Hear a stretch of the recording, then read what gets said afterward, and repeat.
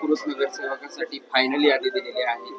कोण नावं आहेत आणि किती जण इच्छुक आहेत? फायनल नावं दिलेली नाही आहेत अजून. आता माननीय मुख्यमंत्र्यांच्या कालच्या सगळ्या प्रधानमंत्रींच्या आणि यांच्या दौऱ्यानंतर काल त्यांची भेट होऊ शकलेली नाही आहे. माननीय पालकमंत्री त्यांची भेट घ्यायचा प्रयत्न करतायत. आज ती नावं नक्की होतील आणि 20 तारखेच्या आपल्या सर्वसाधारण सभेमध्ये या नावांचा सगळ्यांचा 9 लोकांचा निर्णय होईल. आणि आम्ही ज्या लोकांना म्हणजे जे अर्ज आलेले होते त्यातल्या 20 जणांना ज्यांना सांगितलं होतं त्यांना अर्ज दाखल करायला सांगितलेले आहेत.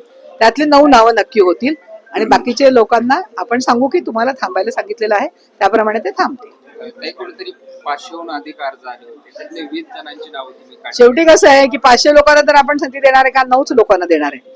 त्यामुळे 9 लोकांतल्या ज्या म्हणजे कॅटेगरीमध्ये बसतील म्हणजे आता मी तुम्हाला सांगायचं झालं तर ज्या महानगरपालिकेमध्ये ज्या समाजाला नगरसेवक होण्याची संधी दिलेली आहे किंवा ज्या लोकांना पक्षाचे जे जुने कार्यकर्ते आहेत ज्यांना कुठेच कधीच न्याय मिळालेला नाही किंवा ज्यांना कधी अगदीच थोड्या प्रमाणामध्ये संधी मिळालेली आहे परंतु काही महत्वाच्या पदावरती संधी मिळालेली नाही अशांना स्वीकृत करण्याचा पार्टीने ठरवलेला आहे आणि त्यांना तो सन्मान मिळावा.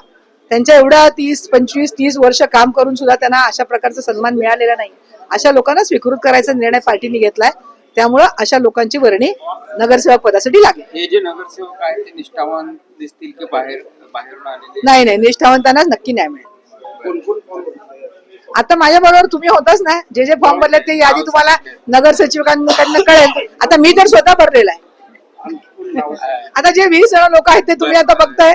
आता एक जण भरतील फॉर्म. जे 20 नाव फायनल केलेले आहेत त्यात आमदारांचं, पालकमंत्र्यांचं आणि मुख्यमंत्री, प्रदेशाध्यक्ष यांच्याशी काय चर्चा झाली आहे?